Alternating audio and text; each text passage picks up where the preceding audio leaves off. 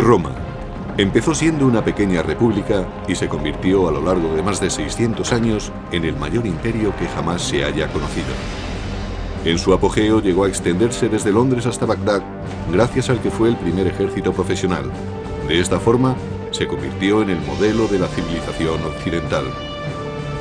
Sin embargo, cuando el imperio comenzó a tambalearse, se derrumbó a una velocidad vertiginosa.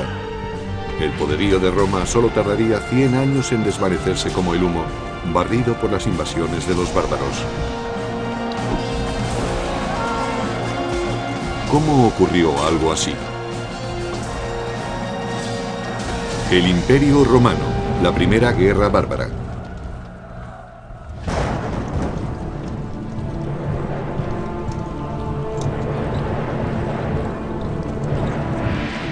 Estamos a finales del siglo II a.C., 100 años antes de la crucifixión de Jesús, una década antes del nacimiento de Julio César.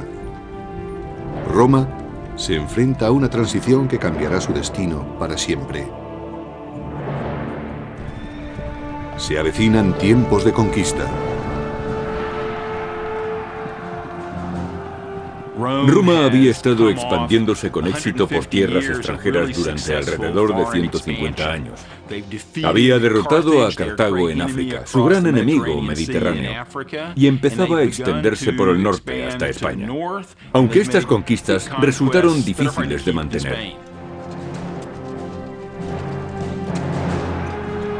Pero mientras Roma conquistaba un lugar en el mundo mediante brutales campañas, la República se enfrentaba a un cataclismo que forzaría a los romanos a cambiar el sistema senatorial por la dictadura absoluta de un emperador.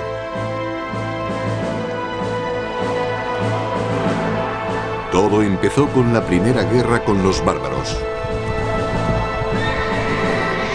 En el año 113 a.C., Roma era dueña absoluta del Mediterráneo, pero junto con los territorios conquistados aparecieron nuevos enemigos. Los romanos sabían que había otras gentes más allá, especialmente al norte, y que eran incluso más temibles que los ejércitos que habían derrotado anteriormente. Les preocupaba que aquellas gentes invadieran Roma. Más allá de las fronteras romanas, los soldados se enfrentaban a una clase desconocida de guerreros. Los llamaban bárbaros, una palabra que significaba extranjero y rudo. Cualquiera que no siguiera las costumbres ni hablara las lenguas clásicas latín o griego era considerado alguien diferente, un bárbaro. Para los romanos estas gentes eran inferiores porque eran mucho menos civilizados que ellos. Solo la escarpada cordillera de los Alpes mantenía a raya a los bárbaros del norte. Desde el punto de vista de los romanos, la cordillera de los Alpes al norte de Italia era la barrera que los mantenía separados de las invasiones. Pero los romanos no controlaban aquella barrera. Sabían que podía ser rebasada en cualquier momento y temían que el enemigo entrara en Roma a través de ella.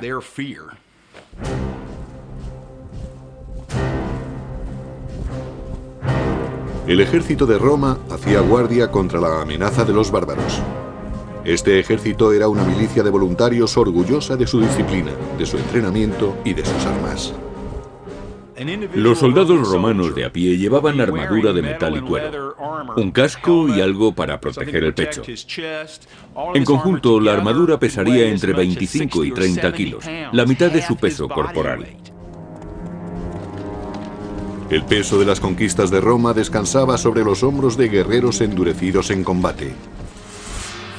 Pero en la capital, eran los miembros del gobierno los que recolectaban los beneficios. Roma todavía no era un imperio, sino una república dirigida por el Senado. En la cima política había 2 cónsules electos. Eran los cargos civiles y militares más altos y con mayor poder de Roma. Por encima de todo estaba la dirección del ejército. La seguridad nacional era lo primero. Pero debido a su alta posición, los cónsules ostentaban también un papel muy importante en la política y en la legislación. A pesar de que la República Romana se regía por ideales democráticos, los hombres no nacían iguales. A pesar de que los soldados ganaran numerosas batallas para Roma, jamás podrían aspirar a ser cónsules. El más alto cargo del Estado estaba reservado a familias importantes, como la de Gnaeus Papirius Carbo. Un número muy reducido de familias dominaba las elecciones a cónsul, debido a que en Roma se creía que eran imprescindibles los honores que provenían directamente de personas distinguidas de la sociedad. Al expandirse Roma, los honores dejaron de basarse en el mérito para hacerlo en el dinero. Lo que ocurrió fue que conforme Roma iba conquistando más territorios, más riquezas había en las ciudades del imperio. Y las riquezas ligadas al poder corrompían a ciudadanos y aristócratas por igual. Según se conseguía más poder con las riquezas, más atractivas eran estas para la sociedad romana y más peso tenían en la política. Gracias a su fortuna, Carbo pudo comprarse el puesto de cónsul. El sistema electoral en Roma, a finales de la República, era extremadamente corrupto.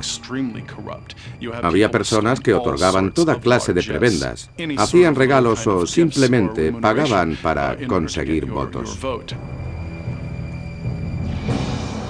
Pero al norte de Europa, una peligrosa tribu desconocida hasta entonces, la de los cimbrios, avanzaba desde sus poblados hacia territorio romano. Sin ningún atisbo de civilización, los cimbrios infundían terror, según relata el antiguo historiador y biógrafo Plutarco. Se creía que eran tribus germánicas, debido a su gran estatura y al color azul claro de los ojos. Además, su nombre, cimbrios, es el término germánico para saqueadores. Conducidas por un gran líder, Boiorix, sus hordas dejaban un rastro de destrucción allá por donde pasaban. Eran gentes características de la Edad de Hierro. Todavía hoy no se sabe exactamente qué es lo que buscaban. Quizá quisieran apoderarse de provincias que se habían hecho ricas comerciando con Roma. Es posible que solo buscaran la fortuna de las tierras próximas al Mediterráneo.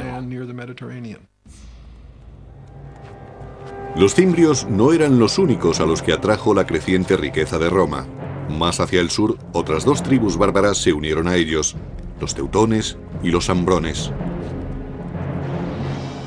Los ejércitos bárbaros combinados se dirigieron directamente a territorio romano a través de un paso alpino, solo guardado por los habitantes de Noricum o Nórica.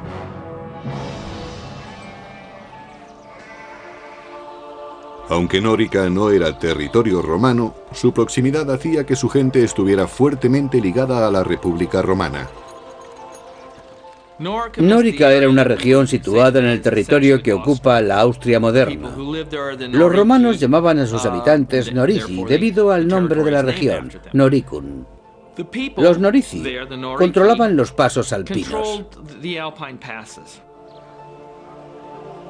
Los romanos comerciaban también con los Noirici, pues tenían fama por su habilidad en el trabajo de los metales preciosos y del hierro.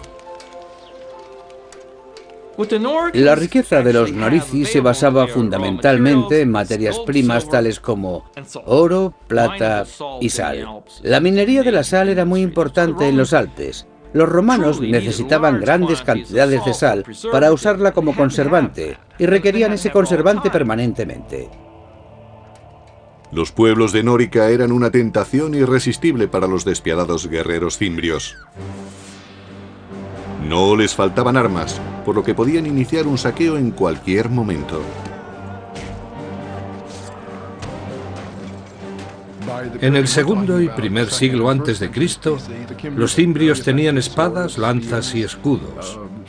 Los cascos eran muy raros, pero estaban equipados con un armamento muy efectivo. Pero los bárbaros ansiaban algo más que las riquezas de los habitantes de Nórica.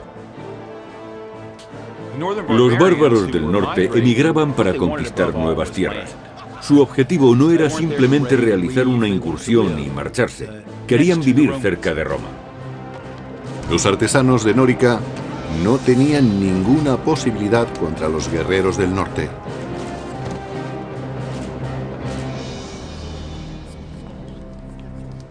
Los Norici enviaron un emisario a sus aliados del Senado romano pidiendo ayuda contra los sanguinarios invasores cimbrios.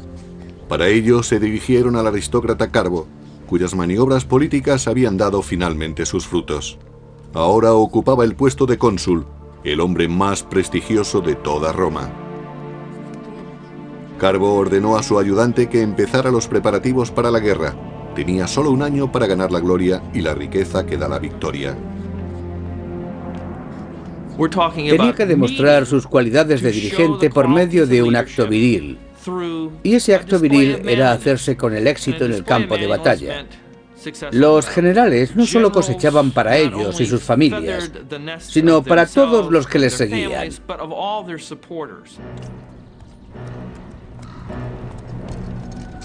Carbo aceptó el reto y llevó sus tropas a Nórica. A pesar de su total inexperiencia en las artes de la guerra, estaba ansioso por demostrar que era algo más que un acaudalado senador. Llegó a Nórica apoyado por los soldados del ejército romano. Tras un siglo de victorias, estos soldados tenían plena confianza en sí mismos. Los cimbrios se defendieron diciendo que no sabían que no podían estar en aquel territorio y les mandaron embajadores. Los bárbaros no habían visto nunca una fuerza tan bien equipada y disciplinada. Su caudillo, Boirix, le dijo a Carbo que su gente solo quería regresar a su hogar pacíficamente, y Carbo estuvo de acuerdo en que se marcharan. Pero hay poca gloria en una tregua, y el general romano preparó un plan para conseguir la victoria que tanto necesitaba. Carbo simuló que iba a negociar, pero envió sus tropas por un atajo para atacar a los cimbrios antes de que regresaran los embajadores. Esperaba así conseguir el triunfo. Pero su plan fracasó. El cónsul romano Carbo consiguió engañar a los cimbrios, pero fue precisamente ese engaño lo que le trajo la desgracia. Algunos embajadores cimbrios lograron sobrevivir y denunciaron la traición de Roma al regresar a su campamento. Furiosos, los bárbaros juraron que no cejarían hasta cobrarse una sangrienta venganza.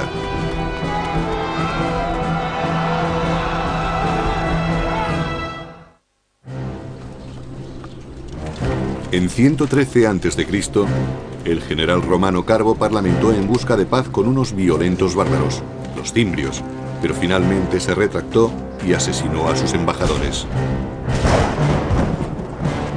Su traición despertó la ira de los bárbaros, quienes daban un gran valor a la palabra dada. Jurando vengar a sus camaradas caídos, los cimbrios devolvieron el golpe con súbita furia. Así lo escribió el biógrafo clásico Plutarco. Su valor y osadía no tenían parangón. Se lanzaron a la batalla con la velocidad del rayo. Nada podía detenerles.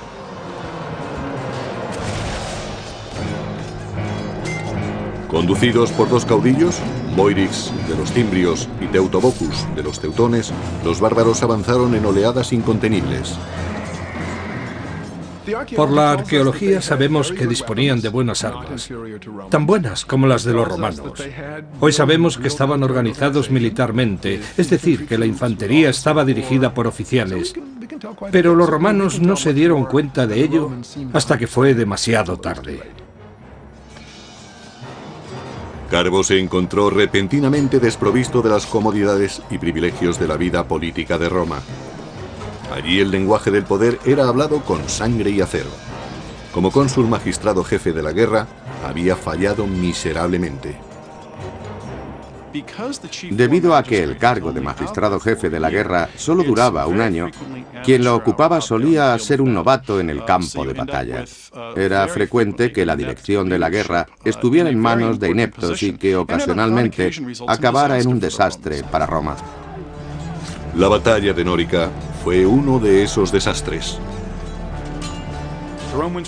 Al final, los romanos evitaron ser masacrados gracias a una tormenta descomunal que descargó con fuerte aparato eléctrico truenos y lluvia.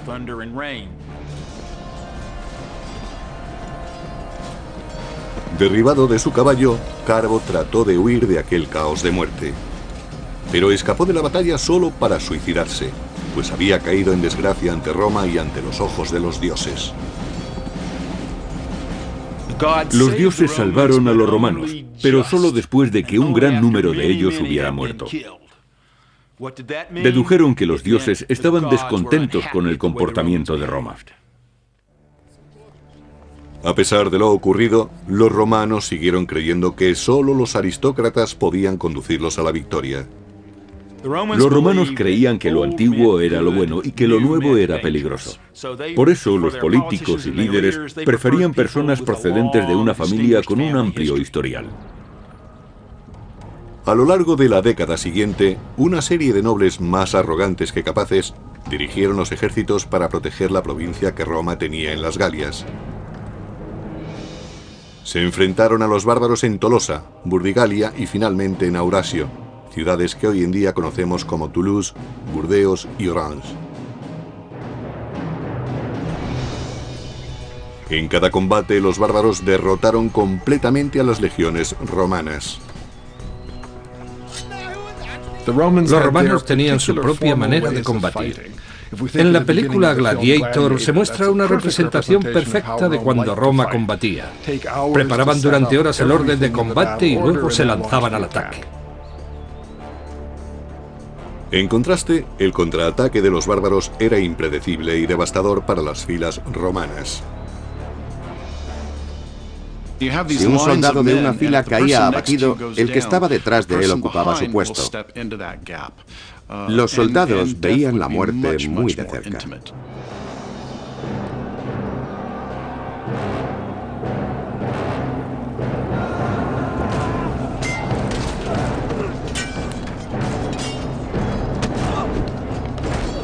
Los tributos de sangre fueron asombrosos. Solo en Aurasio fueron masacrados 80.000 romanos en una tarde. Cuando un ejército pierde cohesión, sus hombres pasan a ser peces en un estanque. Se les captura fácilmente desde cualquier esquina. Cuando cae un flanco, los vencedores matan a los enemigos uno a uno, sin correr ellos ningún riesgo. Lo que en principio era una batalla organizada, pasa a ser una ejecución en masa.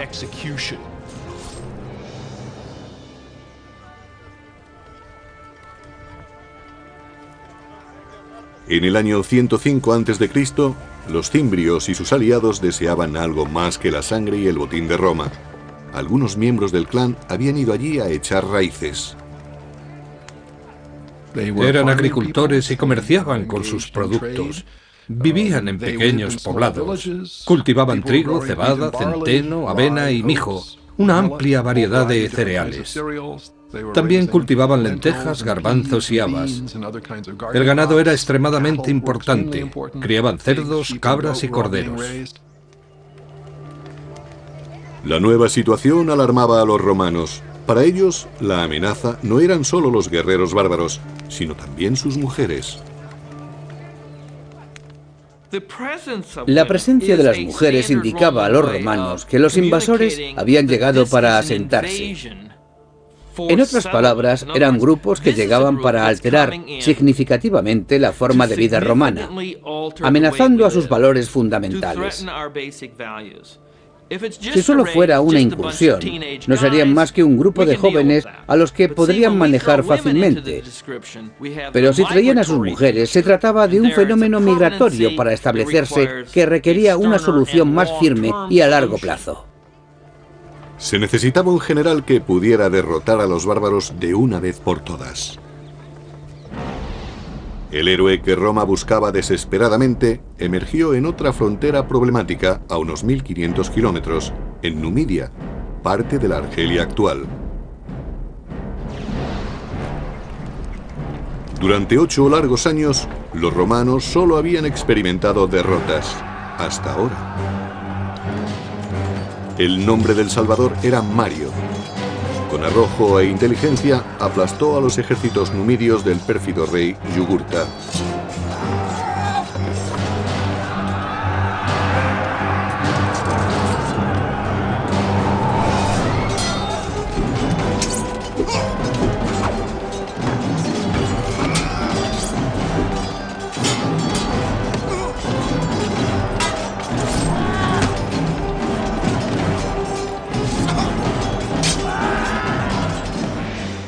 Roma necesitaba grandes soldados, y Mario era el mejor que había tenido.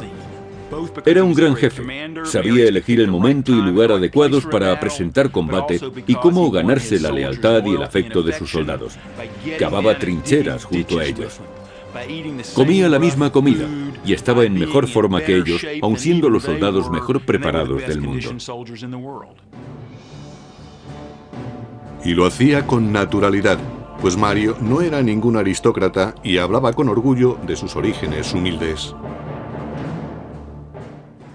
No sé quiénes fueron mis antepasados, pero puedo enseñar mis medallas y otros honores militares, por no hablar de mis cicatrices, todas ellas ganadas en batalla. Estos son mis títulos de nobleza. Ahora, cuando los bárbaros del norte se acercaban, los romanos recurrieron a Mario, su última esperanza. Al final del segundo siglo a.C., una tribu bárbara muy violenta, los cimbrios, junto con sus aliados los teutones y los ambrones, arrasaron la frontera del norte. Una aterrorizada Roma recurrió entonces a su mejor general, el nuevo cónsul Mario. Era un probado jefe militar, y los romanos no querían fallar ahora contra los teutones y los cimbrios, que habían derrotado ejército tras ejército. Había que resolver inmediatamente el problema enviando a la batalla a un líder capacitado. Pero el gran Mario no podía dirigir sin hombres que le siguieran. Devastada tras una década de guerra, Roma pasaba por una escasez crítica de soldados. Los romanos llevaban años de luchas contra las tribus germánicas, y en esos años, el 113, 109, 107, 106 y 105 a.C., perdieron a muchos hombres en el campo de batalla. Por tanto, se enfrentaban a una terrible crisis. A pesar de una enérgica campaña de reclutamiento, Mario no logró encontrar suficientes terratenientes que quisieran luchar. Para ingresar en el ejército romano en la Alta República había que tener propiedades, recursos, y eso causaba problemas al ejército romano a la hora de conseguir un número suficiente de soldados. La solución de Mario fue tan sencilla como radical. Envió a reclutar soldados entre las gentes pobres que no poseían tierras. Si no había que tener propiedades para ser ciudadano romano, ¿por qué tenerlas para ser legionario? Muchos querían ser soldados, era un buen trabajo y muy emocionante. Brindaba buenas oportunidades para el saqueo, lo que garantizaba vino, mujeres y diversión. Y ofrecía la posibilidad de ver mundo a costa del gobierno. Ocurrió lo mismo que hoy en día en las oficinas de reclutamiento. Mario permitió que cualquiera pudiera ingresar en el ejército, con lo que Roma dispuso de una cantera de hombres mucho más extensa para formar sus legiones. En la sociedad romana convivían muchísimos más pobres que gente de clase media. La vieja guardia medía a los reclutas por sus ganancias. Mario eligió a los suyos por su aptitud para el combate. Si podían enfrentarse a un legionario, podrían enfrentarse a los bárbaros. Al extender la búsqueda de legionarios a todo el proletariado, se consiguió inmediatamente que el soldado corriente dependiera aún más del éxito del jefe. Se suponía que el general debía mantener a los soldados que trabajaran bajo sus órdenes y ser generoso con ellos. Atraídos por la promesa de ganar riquezas, surgió una nueva clase de soldados romanos. Mario prometió darles todas las armas y formación que necesitaran. Os enseñaré a derrotar al enemigo, a no temer más que a la desgracia, a dormir en el suelo y a luchar con el estómago vacío. En el año 104 a.C., Mario se dirigió con su ejército a las Galias para enfrentarse a los cimbrios. Por suerte para los romanos, los bárbaros eligieron ese preciso momento para abandonar las Galias e invadir Hispania. Aquel error táctico dio a Mario un tiempo precioso. Mario formó un nuevo ejército partiendo de la nada y consiguió que sus soldados se endurecieran y se desvivieran por su ejército. Mario introdujo muchas innovaciones en el ejército. Entre otras cosas, distinguió cada legión con un águila de plata como estandarte. También entrenó a sus hombres para que llevaran su equipo. Así se desplazaban más rápidamente. Pero a veces iban tan cargados que decían de sí mismos que eran las mulas de Mario. Por tanto, no necesitaban animales de carga para llevar a su ejército al combate. Ellos mismos hacían de mulas. Aquello les hacía más efectivos, más flexibles. Fue precisamente esa flexibilidad de las legiones lo que hizo que triunfaran las reformas de Mario, además de la estandarización del equipo. Bien equipados y unificados en espíritu, los soldados de Mario estaban listos para luchar, pero aún no habían sido probados en combate. Pasaron 2 años sin que aparecieran los bárbaros, pero seguían inspirando temor. Los romanos ignoraron los antiguos límites del mandato consular y reeligieron cónsul a Mario como magistrado jefe de la guerra. Para resolver parte del problema de la amenaza del norte, le dieron a Mario un mando extraordinario en los años 104, 103, 102, 101 y 100 para que siguiera siendo cónsul. Lo reeligieron una vez tras otra. Finalmente, la amenaza fantasma se hizo real en el año 102 a.C. Los cimbrios, teutones y ambrones partieron del norte y del oeste en dirección hacia Roma. Mario construyó una fortaleza cerca de Aurasio y envió otro destacamento para proteger Nórica. Sobre todo, debían proteger los accesos alpinos a Roma. Al cabo de unas semanas, la mitad de la horda de teutones y ambrones rodeaban el fuerte de Mario. Una visión terrible, según Plutarco. Sus tropas parecían infinitas. Su visión era espantosa. Su forma de hablar y sus gritos no se parecían a nada que hubieran oído antes. Sin embargo, Mario obligó a sus soldados a fijarse en ellos y a aprender. Mario era un militar brillante. Conocía la vida, la forma de pensar y la psicología de los soldados. Mario hizo que la República Romana confiara en que podían derrotar a los bárbaros más fieros del mundo. La fortaleza se mantuvo, y aunque los teutones y los ambrones no pudieron pasar, una fuerza de 150.000 hombres se dirigió hacia el sur en busca de otro paso entre los montes. Los romanos le siguieron a la distancia, sin prisas, esperando el momento y el lugar oportuno. Mario eligió el campo de batalla perfecto desde donde lanzaría el poderío de su poco convencional ejército.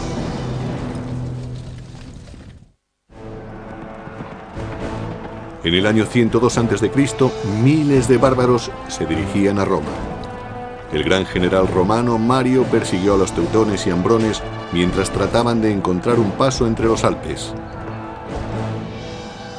Trasladó a sus soldados desde su fortaleza de Aurasio a Aquae-Sextiae, la actual Aix-en-Provence de Francia.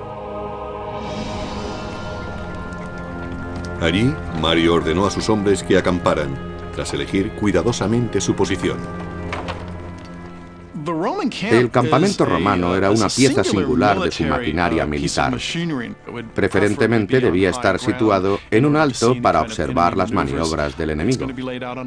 Tenía forma de cuadrícula y estaba rodeado de un foso profundo con un terraplén que conducía directamente a él, conocido como Ager. Todos tenían una misión que cumplir. Solían tener una característica adicional que este campamento particular no poseía. De acuerdo con Plutarco, Mario eligió una posición que no estaba bien abastecida de agua. Se dice que lo hizo deliberadamente para animar a sus soldados a la lucha. Cuando se quejaban de que tenían sed, Mario les señalaba un río cercano al campamento bárbaro y les decía: allí tenéis agua para beber, pero hay que pagarla con sangre. A las orillas del Ródano, asentados en dos grandes campamentos, los ambrones y los teutones tenían toda el agua que querían para beber. Convencidos de que los romanos no eran problema para ellos, los ambrones se entregaron a los festejos. Los romanos, especialmente los soldados corrientes, tenían miedo a los bárbaros que estaban más al norte, los de climas más fríos. Los climas extremos endurecían a los hombres. Eran mucho más grandes que los romanos, gritaban más que ellos y desde el punto de vista romano olían muy fuerte. No porque no se bañaran, que probablemente lo hacían más que los romanos, sino porque se rociaban con grasa de oso. Los romanos utilizaban aceite de oliva. Los bárbaros no sospecharon del peligro que se escondía en el bosque. Un pequeño contingente de soldados enviados por Mario les acechaba. Los soldados romanos tenían miedo. Eran realistas. Sabían que se enfrentaban de cerca a la muerte. Ellos, al igual que sus enemigos, no mataban a distancia.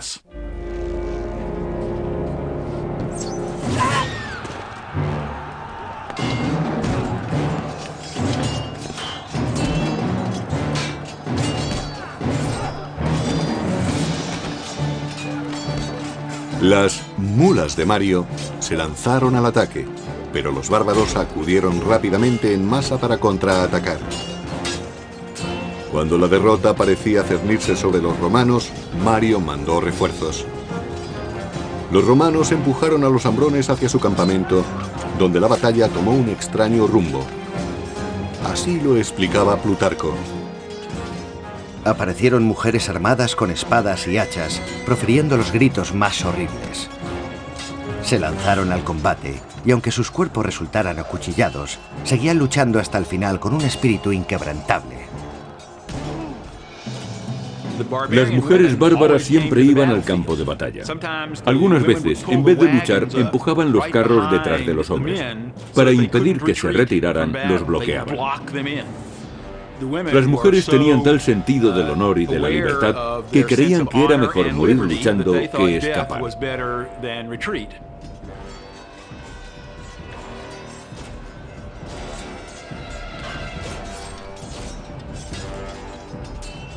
Para los romanos, aquellas mujeres resultaban increíblemente valientes y bravas.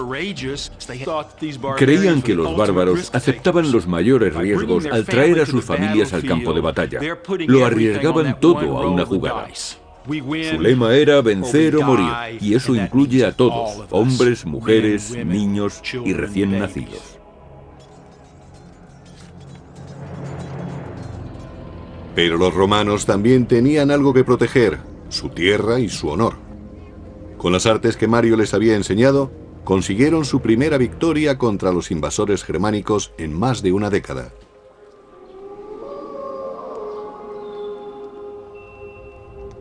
En su campamento, Mario se preparaba para el ataque de represalia que sin duda lanzaría Teutobochus, rey de los teutones. En Aquae Sextiae se enfrentó a una situación táctica realmente difícil. Como de costumbre, el enemigo era muy superior a los romanos, pero Mario supo elegir el momento y el lugar adecuados. Por eso escogió el terreno con sumo cuidado. Mario dispuso una trampa con Claudio Marcelo, un capitán de su confianza. Marcelo y otros 3000 hombres entraron en los bosques por detrás del campamento teutón y se mantuvieron allí escondidos hasta que empezó el combate. Según Plutarco, los bárbaros cargaron colina arriba contra el campamento romano tal y como había previsto Mario, y allí se encontraron con una muralla de espadas. El mismo Mario peleó en primera fila, poniendo en práctica las órdenes que daba a sus soldados. Estaba tan bien entrenado como el que más, pero su osadía sobrepasaba a la de cualquiera. Esta batalla era la prueba de fuego para las tácticas de Mario. Había conseguido que sus soldados fueran lo suficientemente fuertes para permanecer en pie con toda su armadura y seguir en su puesto manteniendo la disciplina, incluso cuando el enemigo atacaba con fiereza. A continuación, se lanzaban contra ellos con sus espadas a modo de cuña móvil que caía de la colina despedazando las tropas enemigas. Cuando Mario y sus hombres forzaron a retirarse a los bárbaros, Marcelo y sus cohortes salieron del bosque. Peleando juntos hicieron que se desvaneciera cualquier esperanza de retirada del rey Teotobocus y sus guerreros. El número de bajas era incalculable. Los romanos masacraron más de 100.000 teutones. El resto pasaron a ser esclavos, botín de guerra que haría ricos a las mulas de Mario y a sus ayudantes. Se preocupaba no solo de sus soldados, sino también era muy generoso con los romanos de todas las clases sociales. Mario, al monopolizar el poder desde las alturas, se convirtió en un ejemplo a seguir, incluso para la clase senatorial. Animados por la fiebre bárbara, los romanos eligieron de nuevo a Mario para el puesto más importante de Roma. Sería cónsul durante un quinto periodo, algo que no tenía precedentes. Tenían tanto miedo de que los bárbaros cruzaran los pasos de los Alpes no controlados por los romanos y que destruyeran y saquearan Roma, que la política fue dejada a un lado. Pero Roma no estaba a salvo aún. Mario había derrotado solo la mitad de las hordas bárbaras. Los cimbrios, los más temibles, todavía acampaban por su cuenta. Mientras Mario estaba en Roma, los cimbrios rebasaron las fortificaciones en Nórica. El enemigo había traspasado al fin las fronteras de Roma y cabalgaba por la llanura del Po. Pero solo un hombre tenía el valor y la inteligencia necesarias para resolver esta nueva crisis, el cónsul Mario. En el año 102 a.C., las mulas de Mario masacraron la violenta tribu de los teutones en el sur de las Galias, destruyendo la mitad de la fuerza bárbara. Pero entonces la tribu de los cimbrios cruzó los Alpes austríacos. Desde Roma, Mario se dirigió rápidamente a la llanura del Po, jurando eliminar a los bárbaros para siempre. Cuando Mario llegó al campamento romano, los cimbrios mandaron un mensajero. No querían atacarles, sino presentar una demanda. Los cimbrios dijeron a Mario que no querían pelea. Estaban allí porque deseaban tierras, como las que había recibido su tribu vecina al otro lado de los montes de Francia. Al parecer, los cimbrios no sabían nada de la derrota de sus camaradas teutones. Entonces Mario, con una sonrisa sarcástica, les dijo: no tenéis que preocuparos. Vuestros hermanos ya tienen sus tierras, y estamos deseosos de daros las mismas tierras a vosotros. Con eso quería decir que les darían una fosa. Incrédulos, los cimbrios pidieron pruebas. Así lo explicaba Plutarco. Mario, fingiendo solemnidad, les dijo: vuestro amigo está aquí, no os vayáis sin saludarlo. Y ordenó que Teutobocus, rey de los teutones, fuese llevado ante él cargado de cadenas. Mario no firmó ningún tratado con los cimbrios y su enviado se marchó jurando vengar a su aliado vencido.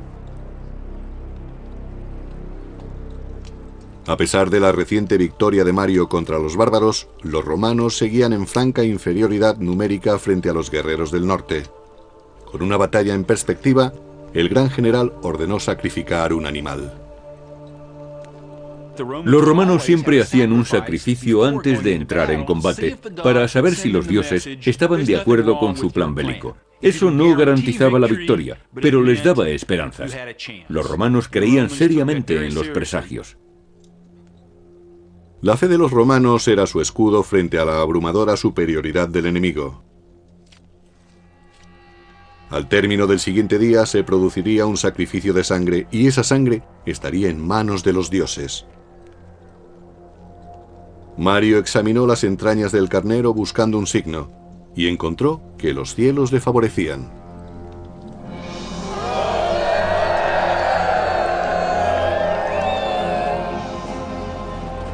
En el año 101 a.C., toda Roma sufría mientras los dos enemigos mortales se enfrentaban en la aldea de Vercelli, en la moderna Italia. Formada por 15.000 jinetes, la caballería de los cimbrios avanzó por el campo de batalla. Le seguía de cerca su temible infantería, miles de hombres en masa corriendo a toda velocidad. Cuando los romanos establecieron su línea de combate, Mario hizo una última petición a los dioses. Así lo explicaba Plutarco. Mario lavó sus manos y las alzó al cielo, jurando ofrecer un sacrificio de 100 bestias si conseguía hacerse con la victoria. En conjunto, los romanos contaban con algo más de 50.000 hombres para enfrentarse al doble de cimbrios. Eran la pesadilla de los romanos, pero Mario supo burlar al enemigo. Situó sus tropas de forma que el sol saliera por detrás de sus soldados para que cuando estuviera en el cenit se reflejara en las armaduras y éstas proyectaran destellos. Los bárbaros creyeron que el cielo estallaba en llamas y que los dioses estaban ayudando a sus enemigos. Notando la súbita ansiedad de los cimbrios, los romanos atacaron.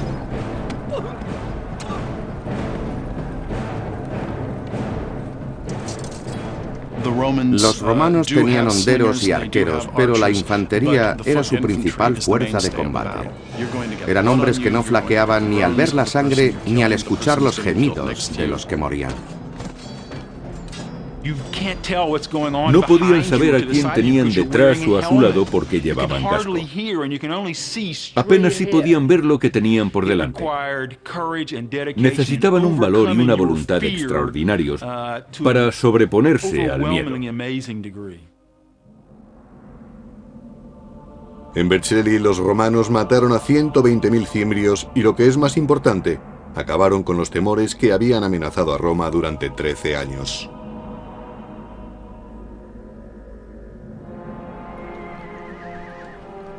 Tras la guerra, Mario volvió a Roma convertido en héroe. La multitud lo ensalzó como salvador de la República. A pesar de la vieja ley que no permitía ser cónsul 2 veces consecutivas, fue aclamado nuevamente para el puesto. Al hacerse de nuevo con el poder para el pueblo, Mario se acercaba cada vez más al concepto de jefe absoluto, el emperador. Y eso era exactamente lo que la aristocracia temía. Desaparecido el peligro de los bárbaros, muchos nobles se declararon abiertamente hostiles a Mario. Para permanecer en el poder, Mario tenía que buscar apoyos, y para ello acudió a políticos corruptos, partidarios del soborno y el asesinato. Desgraciadamente, Mario no supo elegir bien a sus aliados. En el terreno político, Mario no era decisivo, ni tenía la perspicacia que había tenido en combate con las lanzas y las espadas. Celoso de otros potenciales líderes militares, Mario ordenó asesinar a muchos de sus rivales. Bajo el mandato de Mario, la violencia se impuso al debate a la hora de dilucidar diferencias políticas. El general había salvado a Roma, solo para recortar el poder de la República.